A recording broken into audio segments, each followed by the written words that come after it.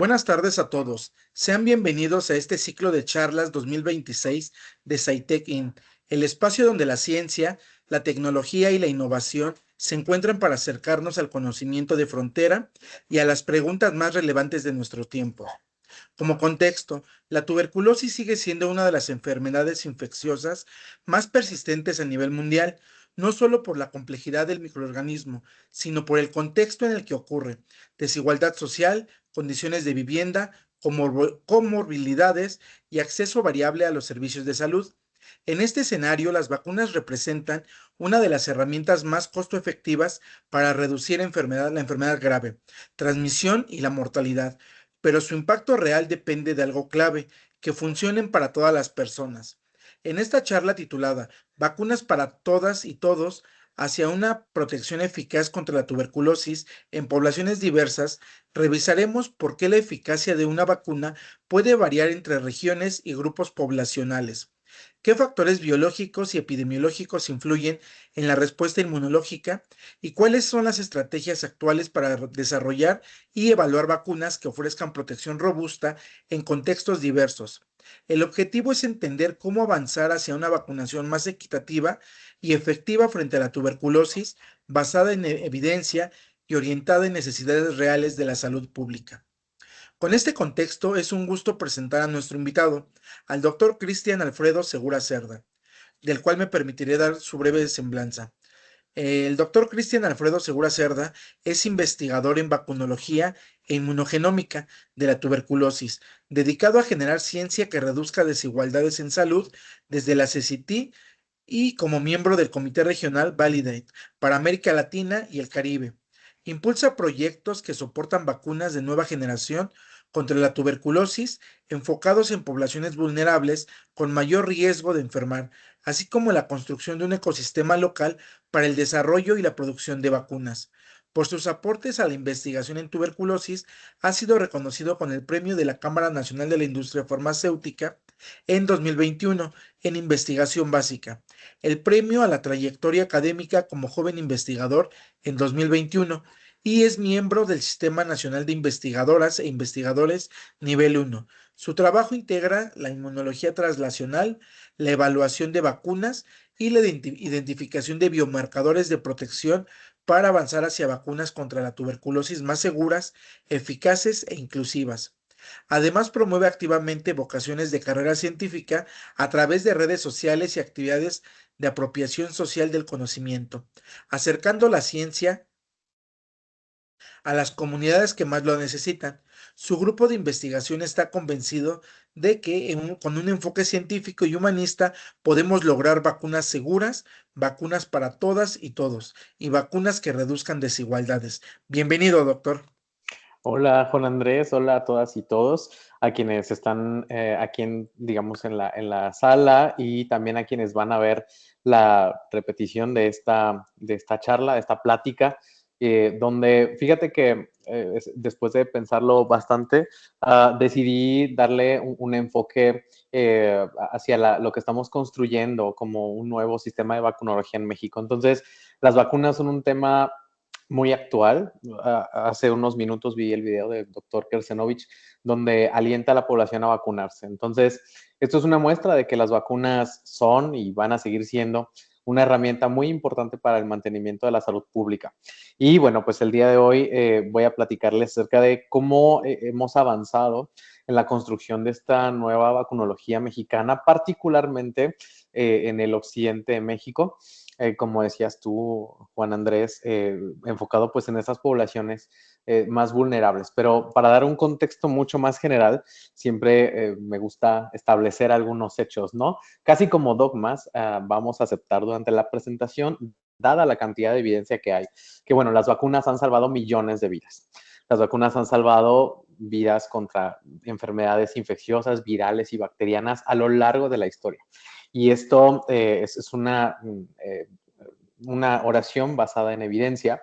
Y bueno, además, como decías en la introducción, son la forma más efectiva y menos costosa de combatir una enfermedad infecciosa. Al contrario del desarrollo, por ejemplo, de fármacos, que también son aliados, las vacunas tienen el potencial de hacerlo de manera un poco menos costosa y más efectiva, previniendo los escenarios más complicados. Son los únicos fármacos que además se aplican a personas sanas para mantenernos sanos. Entonces, esa es una gran diferencia con otros fármacos. Y por último, muy importante y muy relevante, las quesadillas no siempre llevan queso. Es un dogma que debemos aceptar todas y todos, ¿no? Con este contexto general sobre las vacunas y su importancia, hablemos acerca de nuestro país. México actualmente se está cuestionando mucho el modo en el que se surten las vacunas y la disponibilidad de las mismas. Este año estaremos por publicar un trabajo histórico respecto a cómo ha cambiado el enfoque de la vacunología en México.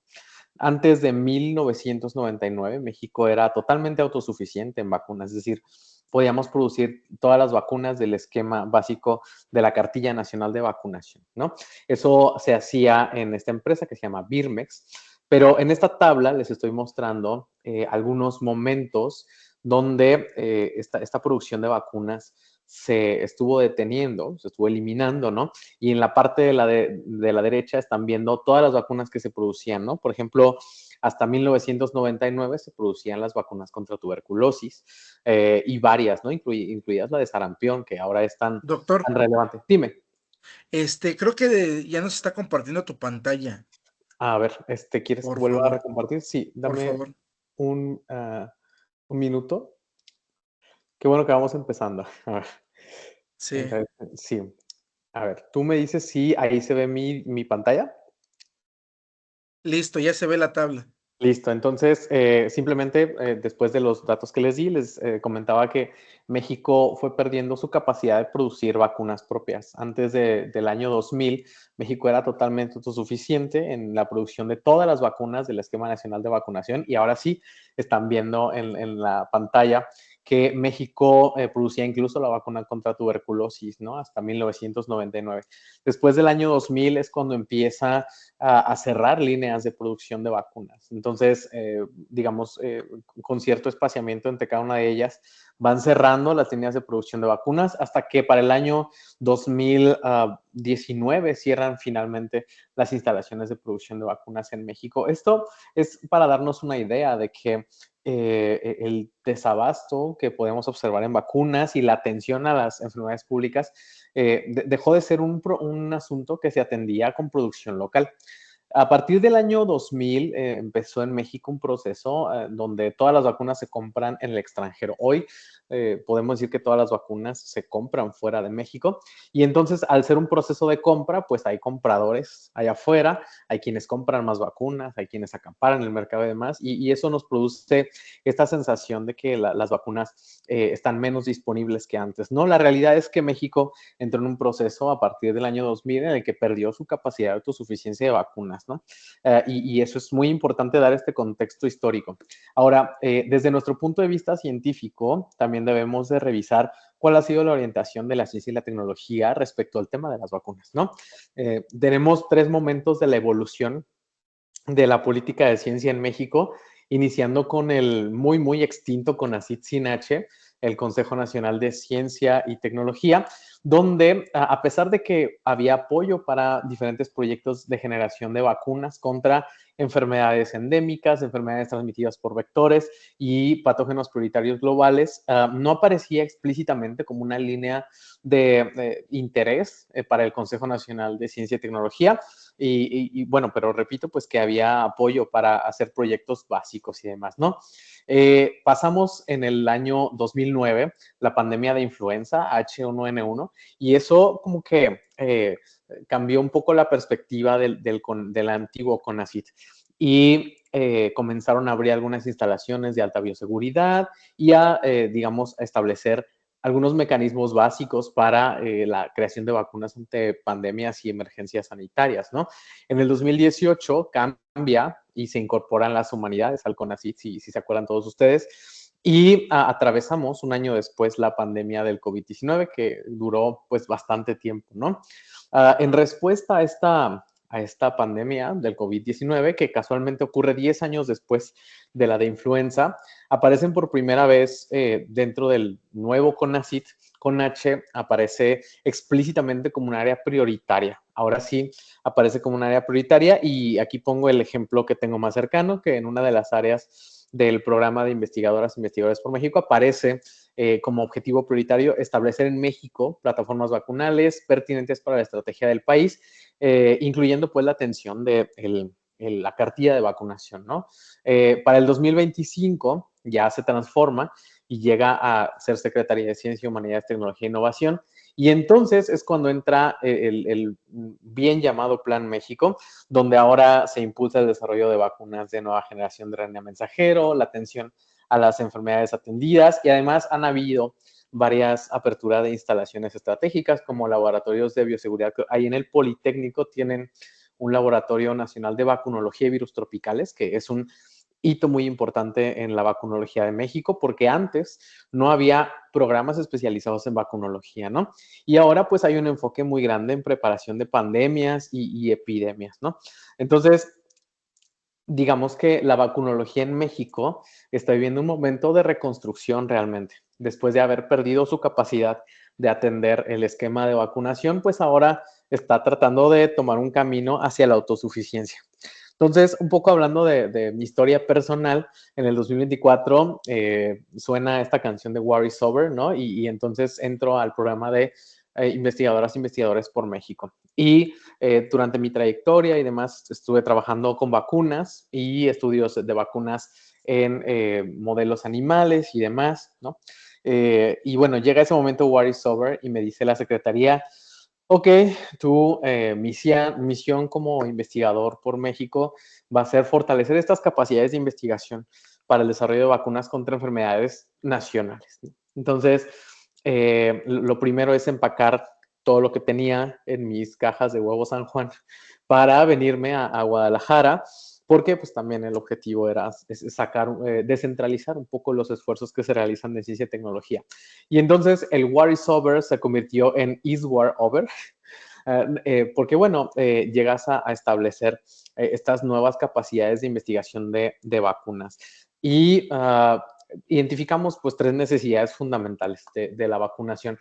En México necesitamos, en primer lugar, tener vacunas suficientes y oportunas para surtir nuestra cartilla nacional de vacunación, que hoy depende del extranjero totalmente y de comprarlo en diferentes lugares. Lugares tan lejanos como la India, por ejemplo, nos surten de vacunas. La segunda es que si aparece una epidemia, una pandemia, seamos capaces de responder, de generar una vacuna en el tiempo que se necesita y en el tiempo útil para poder vacunar a la población mexicana. Y también enfrentamos un reto adicional, que es atender la necesidad de vacunas contra enfermedades tropicales, enfermedades atendidas y algunos patógenos prioritarios globales que afectan a nuestro país. Entonces la vacunología en México se ve como esta caricatura que les muestro acá, se ve como que tiene que rellenar el hueco del plan de vacunación, pero también atender pandemias, pero también necesitan atender enfermedades tropicales. Entonces, el momento es por demás crucial y complicado, pero hay que tratar de atender todo a la vez, ¿no? Y bueno, pues cuando me toca llegar aquí a Guadalajara, me comisionan al Centro de Investigación, Asistencia en Tecnología y Diseño del Estado de Jalisco, el CIATEG, que entre su catálogo de patentes cuenta con 8 patentes de vacunas. Es el segundo lugar de investigación en México que produce más patentes de vacunas después de la Universidad Nacional Autónoma de México. Y es un centro de investigación dedicado a la biotecnología como tal. Aquí les pongo un mapa en medio y van a ver ahorita por qué. Porque CIATEC se encuentra aquí en la Avenida Normalistas y solo 5 cuadras adelante de la Avenida Normalistas está nuestro hospital civil, el Fray Antonio Alcalde, que es un hospital que atiende pues, a la población de Jalisco y tiene todos los servicios de especialidad para atender a la población, ¿no? Es muy importante que veamos este mapa porque pues al CIATEG y al Hospital Civil lo separan solo 5 cuadras. Ustedes llegan caminando al Hospital Civil sin problema. Y entonces, pues como parte de la misión del desarrollo de vacunas en México, me aventé una vuelta al Hospital Civil, ¿no? Y entonces llegamos los investigadores, biotecnólogos, oigan, tenemos 8 patentes de vacunas, ¿no? ¿cómo le hacemos para avanzarlas, no? Y la reacción natural del sistema de salud es, ok, qué padre que tengas 8 patentes de vacunas. Aquí tenemos situaciones reales todavía que no han logrado solucionarse ni por vacunación ni por ningún desarrollo biotecnológico nacional, ¿no? Es un momento, digamos, de impacto y de realidad, ¿no? Donde vemos la desconexión entre la investigación biomédica o biológica o biotecnológica con la parte médica, ¿no? La solución de los problemas reales. Y esto lo documentó muy bien Oliver Espinosa en un libro que publicó este año pasado, y donde ustedes pueden ver que básicamente la investigación de vacunas en México opera en núcleos muy especializados, pero sin relación entre ellos. En esta burbujita del lado derecho están viendo los centros públicos de investigación, como el centro de cada uno de estos puntitos. Cada una de las letras que ven ustedes ahí es un código de un investigador y documentan ahí cómo es que están los investigadores agrupados y si colaboran o no entre centros públicos de investigación, entre universidades y demás para el desarrollo de vacunas. Entonces, lo que nos tocó vivir en esa visita al Hospital Civil es lo que Oliver documenta en este libro, ¿no? Hay una alta especialización en el desarrollo de vacunas, es decir, somos capaces de desarrollar desde la ciencia básica vacunas, pero no estamos colaborando mucho con las otras áreas que llevarían al impulso de la vacunología. Entonces, es un reality moment muy, muy importante, ¿no? Y cuando llegué al Hospital Civil de Guadalajara, me encontré justo con una situación, ¿no? Una colega de ahí del Hospital Civil me dijo, ¿sabes qué? La tuberculosis es la primera causa de hospitalización y de función de personas que viven con HIV-Sida.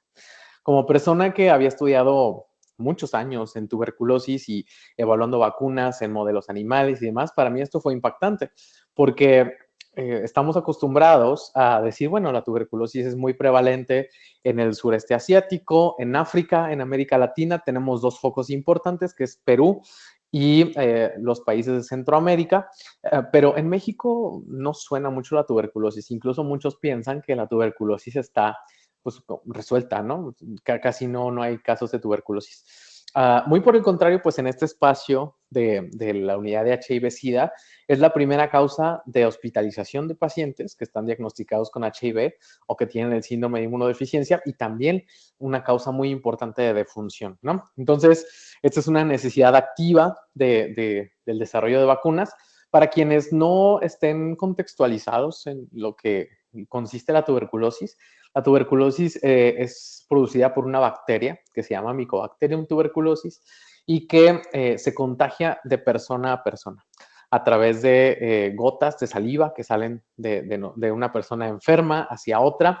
Es como la bacteria llega, ya sea a la nariz o a la boca, se internaliza, llega a los pulmones y ahí se desarrolla la enfermedad pulmonar, aunque también puede salirse de los pulmones la bacteria y infectar otros órganos, ¿no? Entonces, esta enfermedad es bastante persistente. Ahora, en el año pasado nos dedicamos junto con colegas del INIFAP y del Instituto Nacional de Ciencias Médicas y Nutrición a documentar la situación de la tuberculosis en México. Existe un ciclo muy importante y que hace a la tuberculosis endémica de México, que es la transmisión entre personas y ganado, ¿sale? En México tenemos entre 25 y 28 mil casos anuales de tuberculosis en personas, pero también tenemos a la bacteria en el ganado bovino, ¿sale? Se estima más o menos que el 16% del ganado que produce leche tiene tuberculosis y el 1% del ganado productor de carne también tiene tuberculosis. El hecho de que las bacterias estén presentes en el ganado y que haya personas al cuidado de estos animales hace que la bacteria se transmita y entonces en ese momento se configura una tuberculosis que llamamos zoonótica, ¿vale? Se calcula que de todos los casos de tuberculosis en México, hasta el 26% es tuberculosis zoonótica, es decir, tuberculosis que viene del cuidado de estos animales infectados. Para hacer un poco menos positivo este escenario, está el asunto de la tuberculosis latente, ¿sale?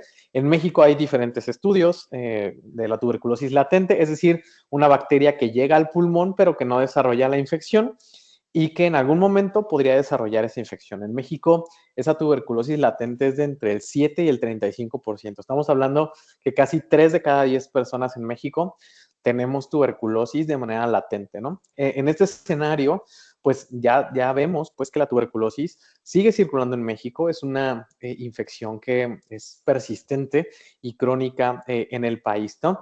Y entonces, dada esta experiencia del Hospital Civil, donde me dijeron que la tuberculosis era una causa de hospitalización y de defunción en pacientes muy importante, pues me fui a revisar las estadísticas, ¿no? ¿Qué vemos en los casos de tuberculosis en México? Después de la pandemia del COVID-19 vemos un aumento muy importante en el número de casos reportados de tuberculosis. Después de venir de años con números constantes de casos, pues a partir del 2020 empiezan a subir estos casos, ¿va? Y de manera muy interesante, si hacemos un zoom a las personas que viven con HIV, que en esta diapositiva es PLHIV, es un número que está creciendo cada vez más, ¿va? Es decir, aunque la tuberculosis en población general está aumentando lentamente, la tuberculosis en personas que viven con HIV es mucho más activa y está creciendo cada vez mayor. De hecho, estaba viendo el informe epidemiológico de Jalisco en el año pasado. Jalisco, por ejemplo, es un estado que tiene muchísima tuberculosis extrapulmonar, posiblemente asociada a estos escenarios del HIV. Entonces, la situación epidemiológica de la tuberculosis en personas que viven con HIV es no solamente una experiencia que se vive en el hospital, sino que también está documentada en todo el país, ¿no? Entonces, se necesita ayuda. Las personas que viven con HIV, con esta infección, esta inmunodeficiencia, tienen hasta 16 veces más riesgo de desarrollar la tuberculosis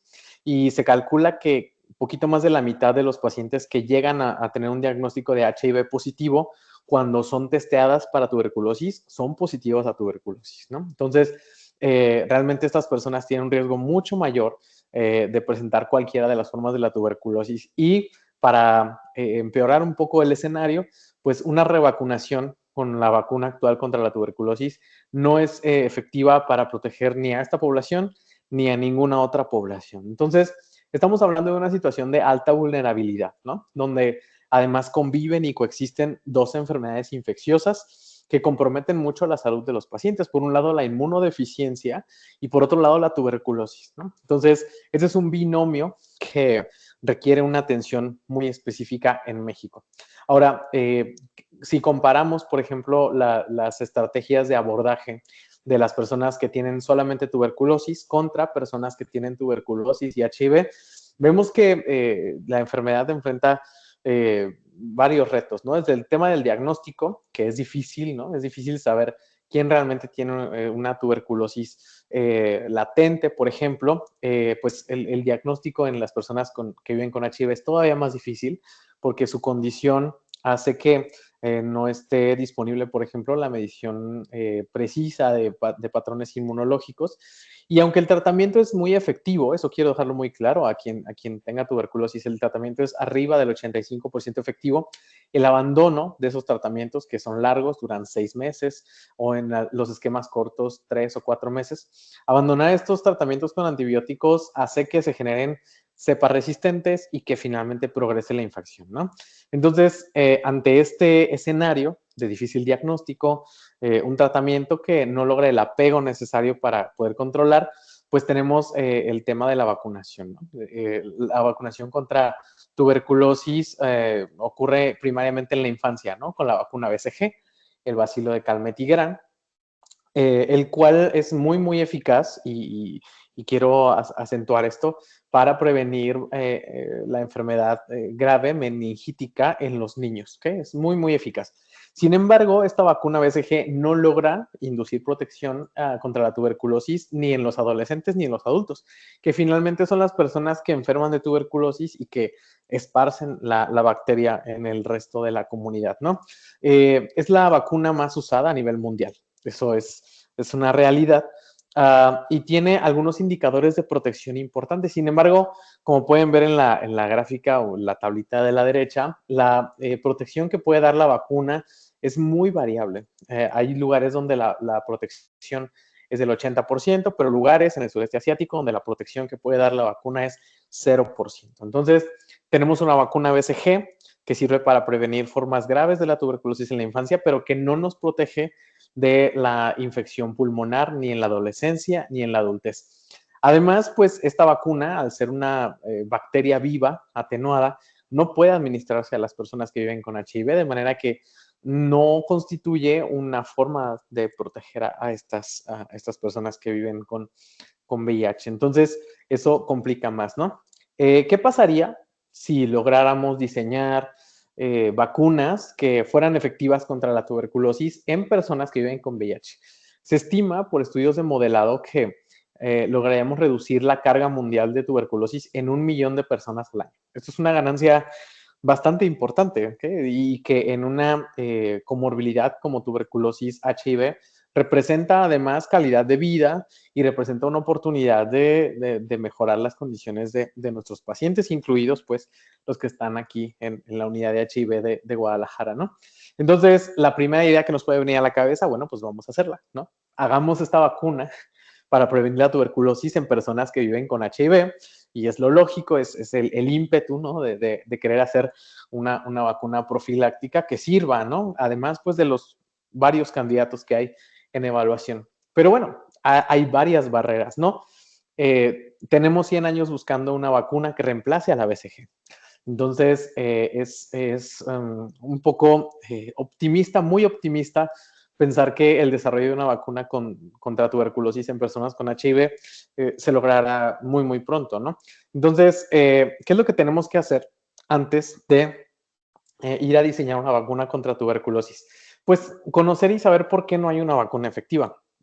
En primer lugar, al ser una infección que entra a los pulmones y que se puede quedar ahí varios años o activarse de inmediato, pues ocurre una enfermedad que es, digamos, de un camino sinuoso, ¿no? En algunas personas se activa, en algunas no.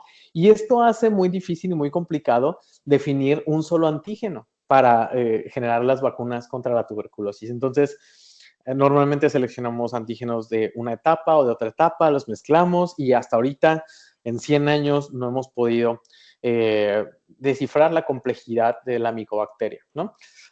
Por supuesto que no aplican los conceptos de vacunología de virus, aunque es muy buena la experiencia de la vacunología de virus. Los virus estructuralmente tienen características menos complejas que una bacteria. Entonces, de momento, no aplican todos los conceptos de vacunología que hemos desarrollado, por ejemplo, para hacer vacunas de RNA mensajero contra COVID o vacunas de subunidades contra influenza, aunque bueno, pues ayudan en cierto modo, ¿no?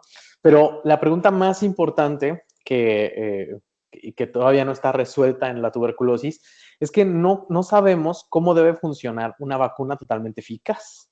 Es decir, cuando nosotros nos ponemos una vacuna, esta induce una respuesta inmune específica que está basada pues en la estimulación de ciertos componentes y normalmente, por ejemplo, en virus, la inducción de anticuerpos es un factor clave muy importante para generar protección. En el caso de la tuberculosis, no tenemos certeza de qué respuesta debería de generar una vacuna efectiva contra la tuberculosis. Principalmente, pues, porque esa vacuna no existe. Entonces, al no existir una vacuna 100% efectiva, 100% eficaz contra la tuberculosis, no sabemos cuál es la respuesta inmunológica que tenemos que inducir en las personas para lograr esa protección tan deseada por todas y por todos, ¿no? Entonces, en tuberculosis estamos ahí en una encrucijada muy grande. Exploramos vacunas, las evaluamos con algunos marcadores que creemos que van a funcionar. Resulta muy bien en las evaluaciones preclínicas de inmunogenicidad, pero cuando llegan a un reto, resulta que ya no son efectivas, ¿no? Eso es una historia muy constante en tuberculosis. Entonces, esta pregunta es esencial resolverla. ¿Qué debería de inducir una vacuna realmente efectiva contra la tuberculosis, ¿no? Antes de pasar, pues, al diseño de una vacuna. Entonces, esto es como desatorar un coche de un charco, ¿no? Está atorado el coche, ¿no? Y habrá quien dice, no, pues písale al acelerador, ¿no? Parece que eso va a funcionar, no funciona. Entonces, lo que estamos haciendo ahora es ver cómo está acomodada esa rueda, cómo está atorado ese coche para desatorarlo y entonces poder avanzar hacia el desarrollo de vacunas contra tuberculosis, tanto en personas que viven sin VIH, pero también en personas que viven con VIH, ¿no? Entonces, uno de los objetivos que estamos persiguiendo en mi grupo de investigación es indagar cómo funcionaría una vacuna totalmente efectiva contra la tuberculosis en condiciones de inmunosupresión, ¿no? Y entonces, muy afortunadamente, después de este encuentro, ¿no? Tenemos 8 patentes y bueno, ¿y esto qué onda? Decidimos iniciar una colaboración académica y por eso eh, me parece relevante hablar de la construcción de una nueva vacunología, porque si bien en espacios como en la Ciudad de México están totalmente ligados todos los espacios, ¿no? Tenemos el CINVESTAB, tenemos unidades del Politécnico, de la UNAM, totalmente ligadas a los espacios de atención clínica. En provincia no ocurre esto, no ocurre esto. Entonces, estas 5 cuadras que separan al CIATJ del Hospital Civil se sienten como 5,000 kilómetros, porque estamos muy, muy separados. Entonces, logramos comenzar una nueva colaboración académica con el Hospital Civil de Guadalajara, no vista antes, eso me sorprendió bastante, aquí en Jalisco, y gracias a la muy amable atención de la doctora Montserrat Álvarez Zavala de la unidad del HIV, decidimos ir hacia adelante y proponerle a la Secretaría de Ciencia pues que resolviéramos estas preguntas importantes para esta población totalmente pues en riesgo, ¿ok? Teníamos nuestras dudas, ¿saben? Decíamos, bueno, para HIV no hay tanto financiamiento, para tuberculosis hay todavía menos financiamiento, entonces 2 personas que se juntan para tratar de resolver una pregunta importante para la vacunología de 2 enfermedades para las cuales no hay tanto financiamiento, pues qué oportunidad vamos a tener. Muy afortunadamente para nosotros, la Secretaría de Ciencia dijo, vamos a resolver esa pregunta inicial y es lo que da origen a algo que les voy a platicar ahorita, ¿no? Entonces, también en recientes años ha salido la primera evidencia de una vacuna que protege totalmente contra la tuberculosis, ¿vale? Aquí el truco es que la vacuna que induce total protección contra tuberculosis es la misma vacuna BCG. Sin embargo, la vacuna BCG solo induce protección total cuando se aplica de manera intravenosa. ¿Okay? Entonces, en este estudio que les estoy mostrando acá de DARA,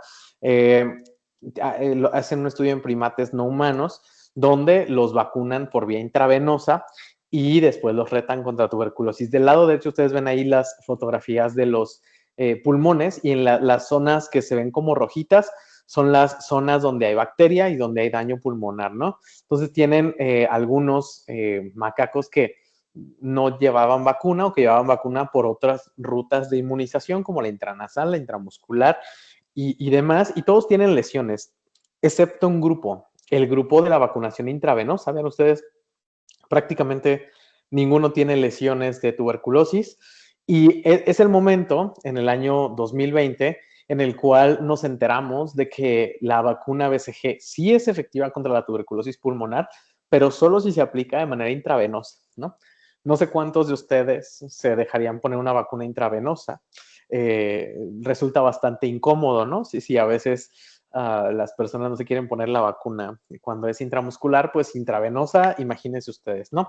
Entonces, lo que estamos haciendo ahora es investigar cómo esta vacuna BCG intravenosa induce respuestas inmunes en el hospedero para generar esa protección. De manera que con esta información, ya sabiendo qué es lo que tiene que inducir, pues generemos estas vacunas que sí sean efectivas, a lo mejor por una ruta más accesible, ¿no? A lo mejor en el brazo, intradérmica, no sabemos de momento, ¿no?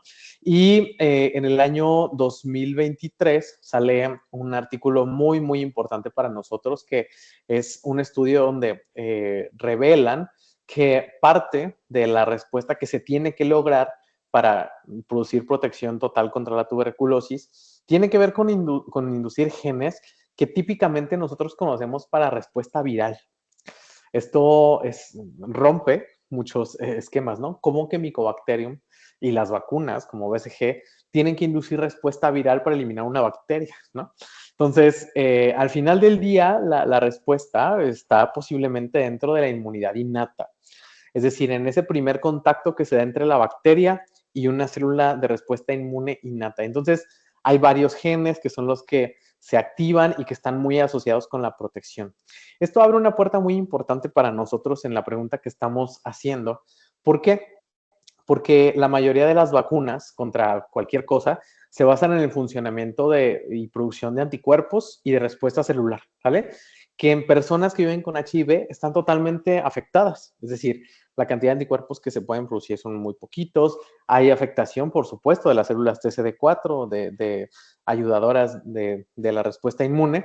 Entonces, usar ese enfoque para generar vacunas de producir anticuerpos y células T no parece tan adecuado. Por otro lado, la respuesta inmune innata nos da una oportunidad de posiblemente por ahí explorar esas firmas que se asocian a protección en personas que viven con HIV. Y mi grupo de investigación se está yendo por ese lado de la inmunidad innata y descifrar si esas firmas genéticas ocurren también en personas, ¿no? Y entonces esto es como abrir una matrioshka, ¿no? Y ir llegando hacia la parte central.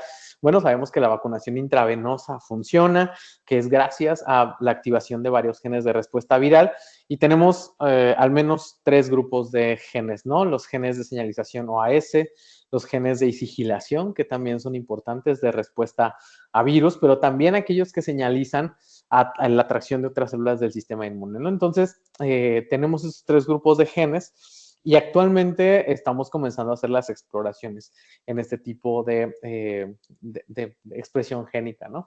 Entonces, de manera muy, muy resumida, cómo actúan estos genes o cómo es que se activan estos genes, ¿no? Disculpen la imagen, así está. Entonces, cuando entra una bacteria a una célula, esta entrada de la bacteria activa varios mecanismos, ¿no? Inflamatorios. Llamamos inflamación a toda esta respuesta de producción de citocinas, tanto dentro de la célula como fuera de ella. Y eso activa muchos genes, ¿no? Particularmente activa la respuesta de tipo interferón tipo 1 o el alfa beta. Y eso induce la transcripción de estos genes OAS que modulan varios mecanismos asociados a la eliminación de la bacteria, es decir, cuando entra la bacteria, se activan los genes OAS para tratar de destruir esta bacteria lo más rápido posible. Acuérdense que es inmunidad innata. Entonces, estos genes se observaron en los macacos vacunados intravenosamente como que estaban asociados a protección. Y pues ahora nuestra gran pregunta, y la pregunta de Eric, que es estudiante de maestría aquí en CIATJ, gracias a esta colaboración, es, ¿estos genes OAS son verdaderamente los buenos para observar vacunas contra tuberculosis? Y él tiene 3 preguntas fundamentales, ¿no?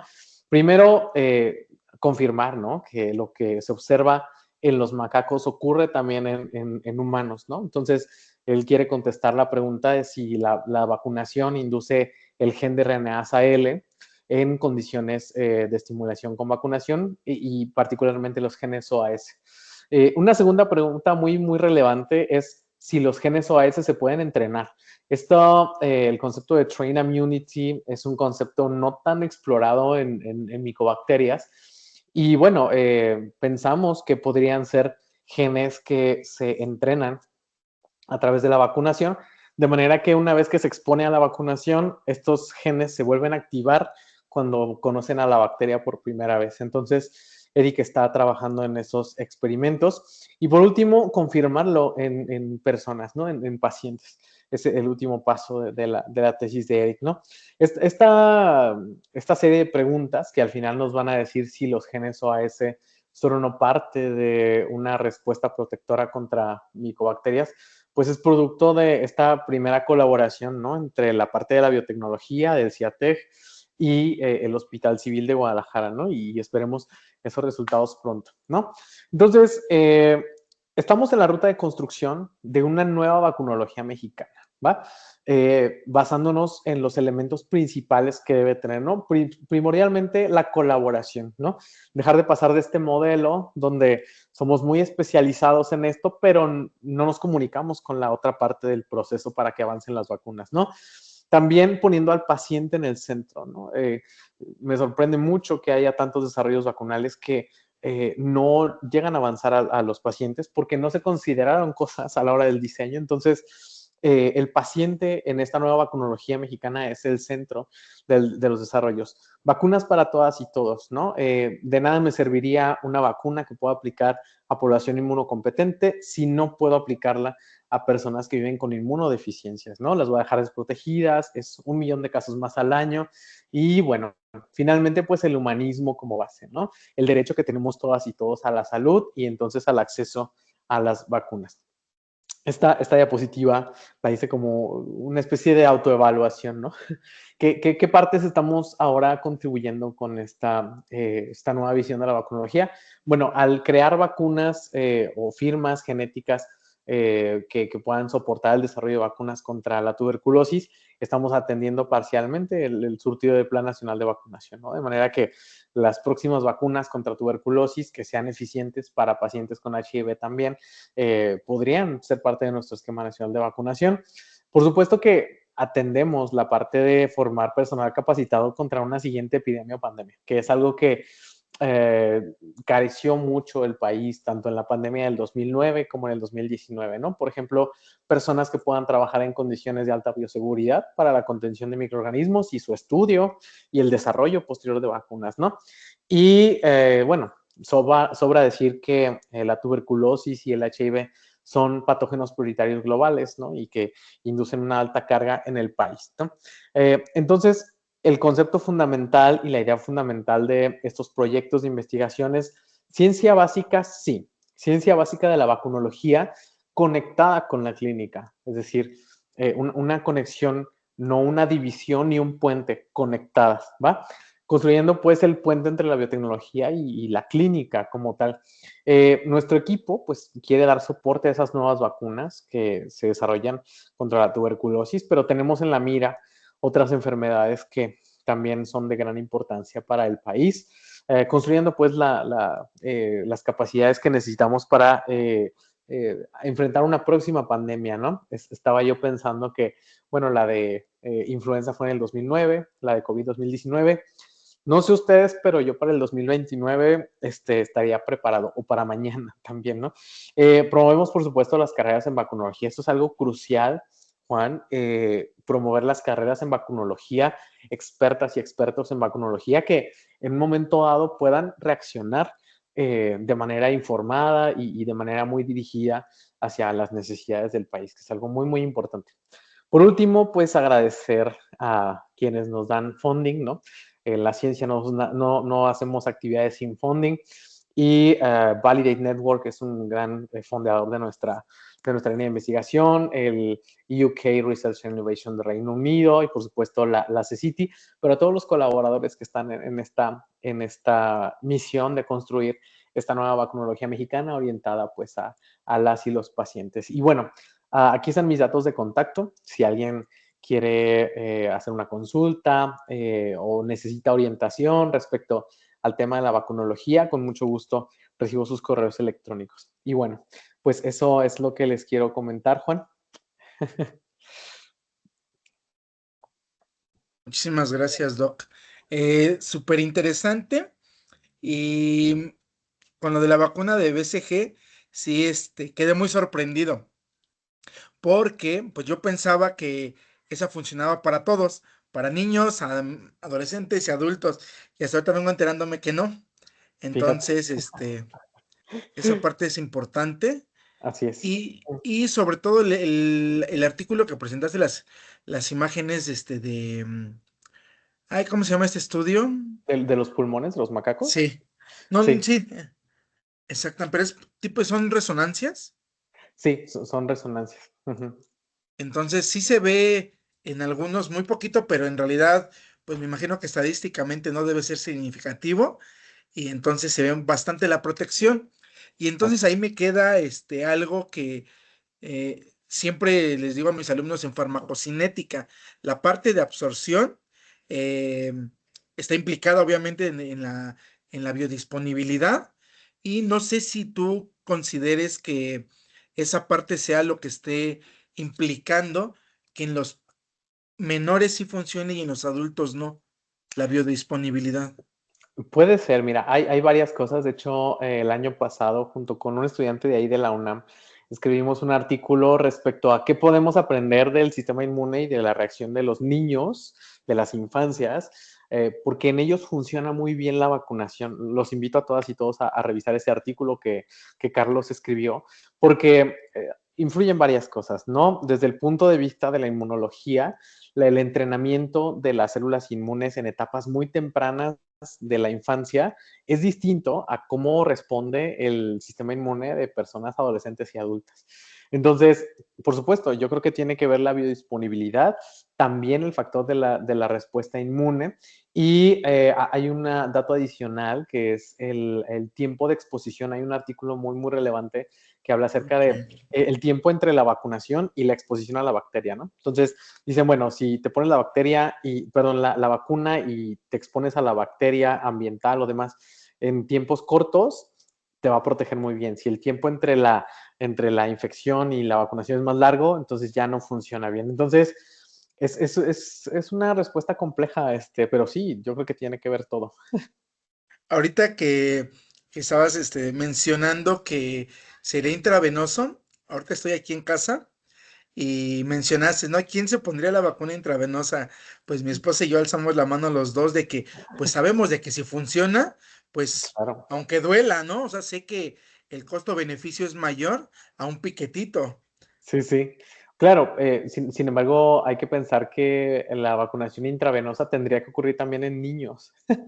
Sí, Entonces, siento que ahí va a haber, habría mucha resistencia, ¿sabes? Más resistencia a la vacunación en una vacunación intravenosa, sobre todo en niños, ¿no? En adultos estoy seguro que no hay problema, como comentas, pero en niños sí, es donde ahí se pone complicado el asunto. Es un tema relevante también, ¿eh? claro. La resistencia a la vacunación que México tiene también está bastante alta. Estamos hablando del Sí. 16% de la población. Estados Unidos, por ejemplo, tiene arriba del 30% de resistencia a la vacunación. México está en el 16%, pero va creciendo, ¿eh? Híjole, sí, ¿no? Mucha gente dice, ¿para qué me vacuno? No, no funciona, ya me metieron algo más, ya me quieren controlar y todas las ideas que, híjole, Hay muchos mitos sobre la vacunación y bueno, algunas políticas públicas de nuestros vecinos del norte no nos están ayudando a también, promover la idea de la vacunación, pero ahí están los datos y las evidencias, ¿no? Siempre digo en mis pláticas y conferencias que todos estamos reunidos aquí gracias a que hubo vacunas contra COVID-19. No efectivamente, hubo una pastillita que te quitara el COVID, no hubo nada. Lo que detuvo la pandemia del COVID-19 fue la introducción de vacunas. Y yo creo que contra sí, esa evidencia se cae cualquier mito, ¿no? Desde mi punto de vista. exactamente, Sí, sí, exactamente. Ahí tenemos algo tan tangible que como lo que vivimos. así es. Mira, tenemos un par de preguntas. Sí.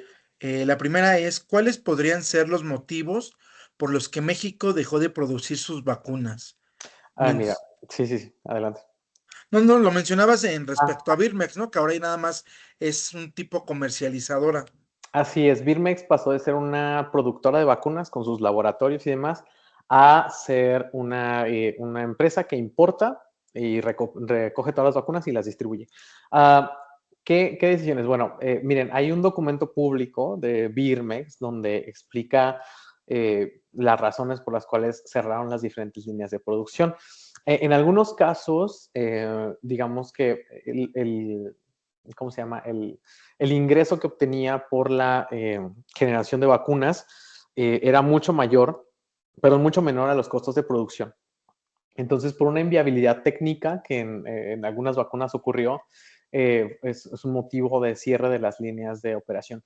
La otra opera más como un mito, ¿sabes? Y he estado en contacto con colegas del Instituto Nacional de Salud Pública, porque en la página perdón, en el documento de Birmex, por ejemplo, el cierre de la línea de tuberculosis tuvo que ver con un cambio en la formulación farmacéutica, en la forma farmacéutica de la vacuna, ¿no? Explica Birmex, por ejemplo, que antes ellos producían viales de 2 mililitros de vacuna.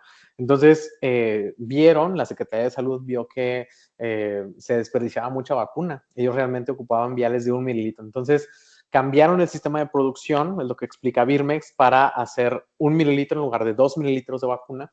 Pero tuvieron problemas con el estabilizador de la Ujú. vacuna.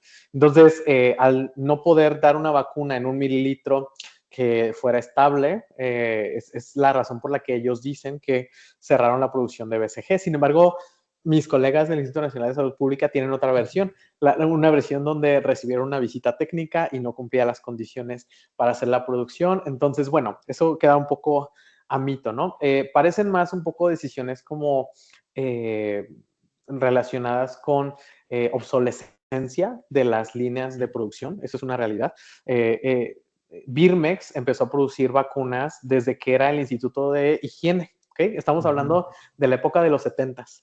Entonces, una realidad es que entre los 70s y el año 2000 no hubo una renovación de los laboratorios. Entonces, es muy probable que muchas de estas instalaciones hayan caído en obsolescencia y haya sido la razón final de que se cerrara en el 2022 las últimas líneas de producción de Birmex, ¿no? Entonces debemos tener como que todas estas versiones, ¿no?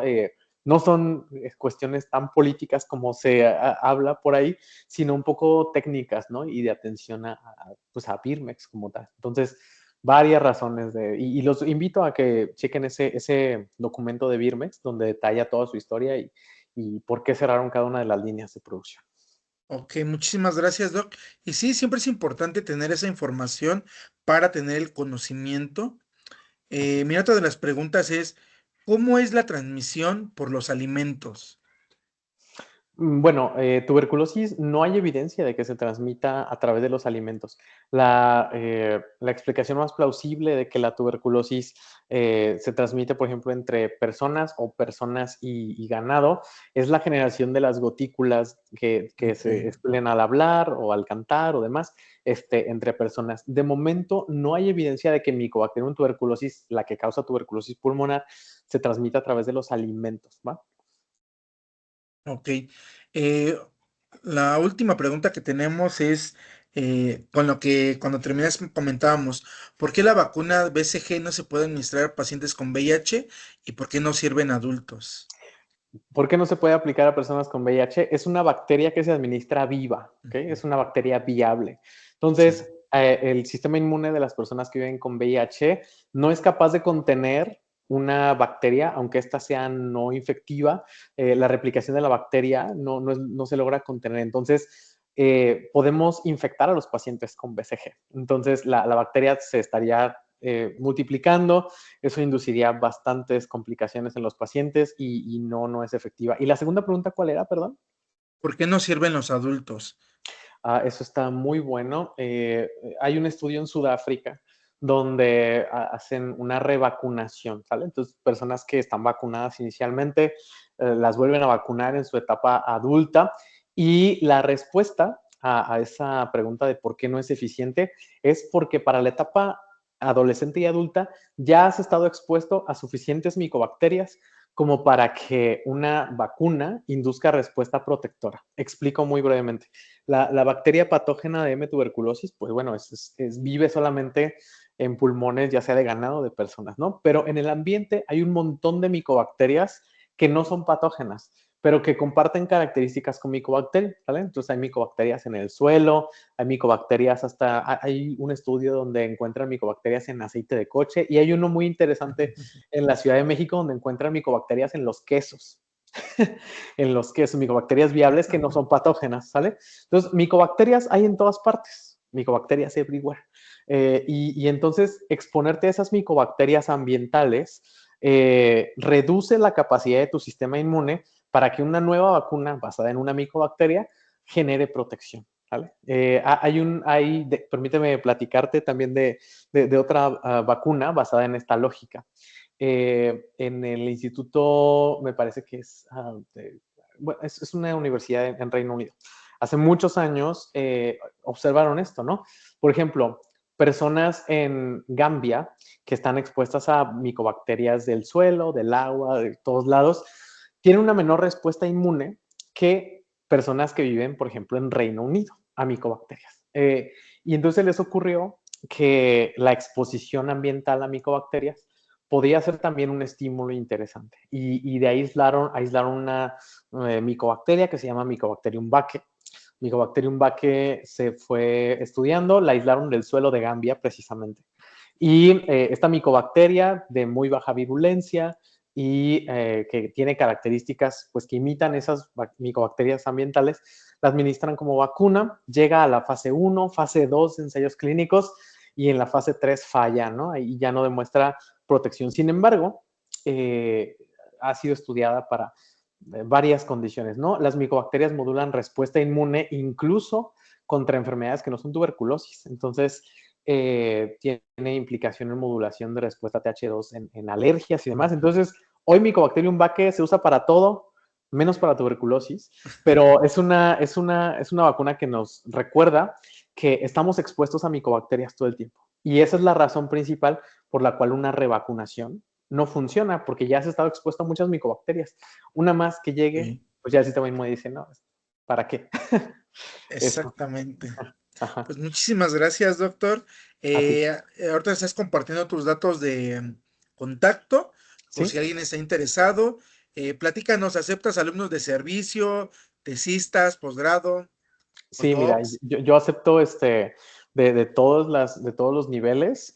Ahora con las nuevas restricciones del número de estudiantes, Sí, sí. tengo fila y me siento muy agradecido por eso, de que tengo fila para ingresar estudiantes. Pero sí, siempre en enfermedades infecciosas, en tuberculosis particularmente, tener manos es muy, muy importante. Entonces, escríbanme un correo y con todo gusto, ahí díganme si quieren hacer un postdoc, si quieren hacer una maestría, un doctorado con nosotros o su servicio social, una residencia profesional, pues ahí lo recibimos con todo gusto.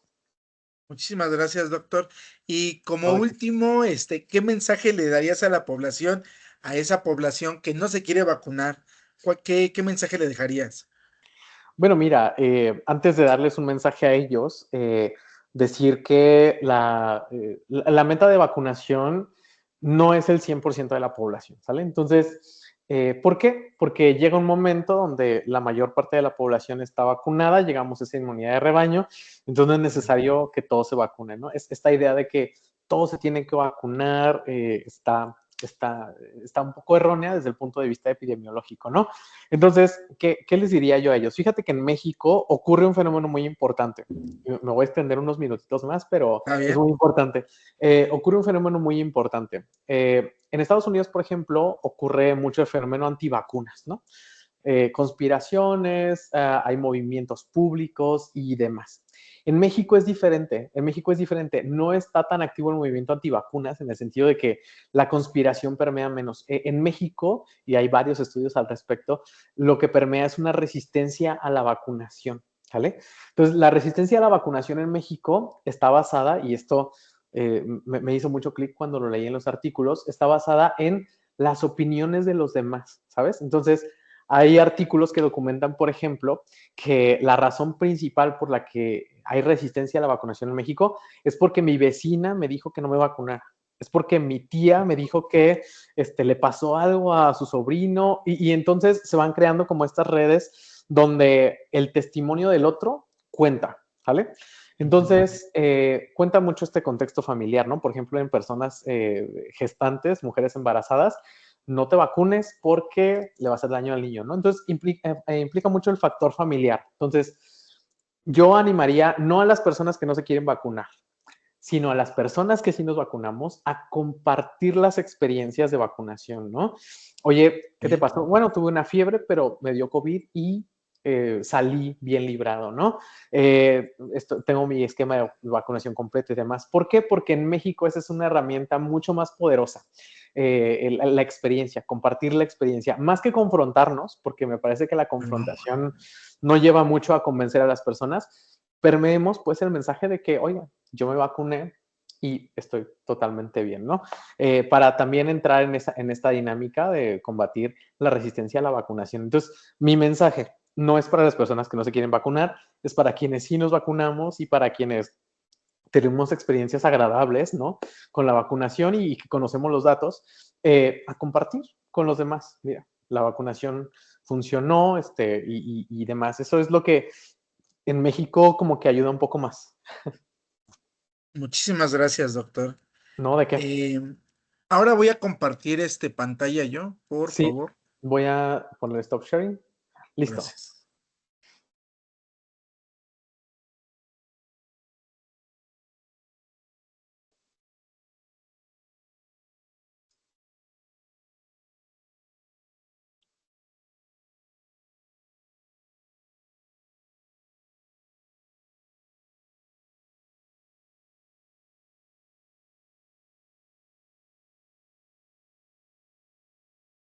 Ahí pueden ver mi pantalla. Sí, sí la vemos. Ok, perfecto. SciTech In otorga la presente constancia al doctor Cristian Alfredo Segura Cerda por su charla de difusión científica titulada Vacunas para todas y todos hacia una protección eficaz contra la tuberculosis en poblaciones diversas, la cual fue realizada el día 20 de enero del 2026 en la Ciudad de México a través de Teams. Muchísimas gracias, doctor. A ti. Em, Te Gracias. agradecemos profundamente el tiempo, la disposición y todo este conocimiento que has adquirido pues a través de tantos años de trabajo, sobre todo. No, no digas que son muchos, tú di que son poquitos. Ah, bueno, poquitos y todos los que faltan Claro. todavía. Sí, sí, sí. Bueno, muchas gracias, Juan, y seguimos en contacto, ¿sale? Para seguir Claro que sí. colaborando. Muchísimas Cuídate gracias. mucho. Hasta Gracias a luego. todos. Que estén muy Y bien. con Bye. esto llegamos al final del programa del día de hoy. Muchas gracias a nuestro invitado y al increíble equipo de producción por hacer esto posible. Y por supuesto, gracias a ustedes, nuestra audiencia, por acompañarnos. Síganos en nuestras redes sociales, Facebook y suscríbanse a nuestro canal de YouTube para no perderse ninguna actualización. Asimismo, si es de su interés o se perdieron alguna charla anterior, puedan disfrutar de estas en el canal. Una vez más, gracias por estar aquí y nos vemos en nuestra próxima transmisión. Hasta Hasta luego, que luego. tengan Muchas excelente gracias. noche. Buenas noches. Bye. Bye.